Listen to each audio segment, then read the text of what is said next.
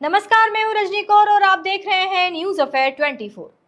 आज की ये खबर सिर्फ एक हादसे की नहीं, ये उन 15 परिवारों की चीखें हैं जिनके घरों के चिराग एक पल में बुझ गए। ये उन माता पिता का दर्द है जिन्होंने अपने बच्चों को सपने पूरे करने के लिए कोचिंग भेजा था, लेकिन वापस लौटी तो सिर्फ उनकी लाशें। लखनऊ के अलीगंज में हुई भीषण आग ने पूरे देश को झकझोर दिया है। इस दर्दनाक अग्निकांड में 15 लोगों की मौत हो गई है। इनमें कई युवा छात्र छात्राएं थे जो अपने भविष्य के सपने लेकर उस इमारत में पहुंचे थे, लेकिन जिंदा वापस नहीं लौट सके। जांच में सामने आया है कि जिस इमारत में आग लगी वह वीरेंद्र प्रसाद शुक्ला की जमीन पर बनी थी और इसका नक्शा मूल रूप से आवासीय उपयोग के लिए स्वीकृत हुआ था। बाद में इसे व्यावसायिक रूप से इस्तेमाल किया जाने लगा। सबसे बड़ा खुलासा यह हुआ है कि इमारत में इमरजेंसी एग्जिट नहीं था, फायर सेफ्टी के इंतजाम नाकाफी थे और आग लगने के बाद लोगों के पास बाहर निकलने का कोई सुरक्षित रास्ता नहीं बचा। प्रत्यक्षदर्शियों के अनुसार आग इतनी तेजी से फैली कि लोग कमरों और बाथरूमों में ही खुद को बंद कर जान बचाने की कोशिश करते रहे।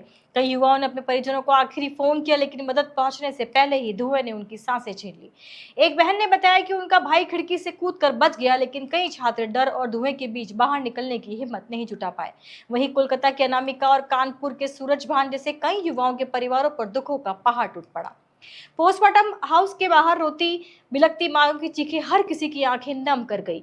अब इस मामले में कार्रवाई शुरू हो चुकी है। पुलिस ने 6 नामजद आरोपियों समेत अन्य जिम्मेदार लोगों के खिलाफ मुकदमा दर्ज किया है। अब तक 4 आरोपी गिरफ्तार किए जा चुके हैं, जिनमें रामकृष्ण उपाध्याय, वीरेंद्र प्रसाद शुक्ला, तुषार कृष्ण जायसवाल और सुरेश कुमार साहू शामिल है। मुख्यमंत्री योगी आदित्यनाथ ने ट्रॉमा सेंटर पहुंचे और पीड़ित परिवारों से मुलाकात की।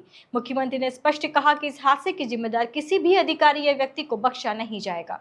उन्होंने 2 सदस्यीय एसआईटी का गठन कर 7 दिन में रिपोर्ट मांगी है। वहीं उप मुख्यमंत्री ब्रजेश पाठक जब अस्पताल पहुंचे और घायल तथा मृतकों के परिजनों का दर्द देखा तो वे भावुक हो गए।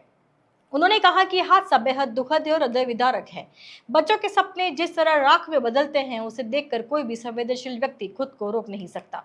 रक्षा मंत्री राजनाथ सिंह भी देर रात लखनऊ पहुंचे। उन्होंने घटनास्थल का निरीक्षण किया और कहा कि दोषियों के खिलाफ कड़ी कार्रवाई होगी तथा पीड़ित परिवारों को न्याय दिलाया जाएगा। कार्रवाई के तहत बिजली विभाग और एलडीए के 4 अधिकारियों को भी निलंबित कर दिया गया है। साथ ही भवन को अनुमति देने वाले कई अधिकारियों और इंजीनियरों की भूमिका भी जांच के घेरे में है। लेकिन सबसे बड़ा सवाल अभी भी खड़ा है, अगर इमारत में इमरजेंसी एग्जिट नहीं था तो संचालन की अनुमति किसने दी, और अगर फायर सेफ्टी के इंतजाम नहीं थे तो निरीक्षण करने वाले अधिकारी कहाँ थे। अगर 2016 में गिराने का आदेश दिया गया था तो वो इमारत आज तक खड़ी कैसे रही, और अगर नियम सिर्फ कागजों तक ही सीमित रहने हैं तो आखिर आम लोगों की जान की कीमत कौन चुकाएगा।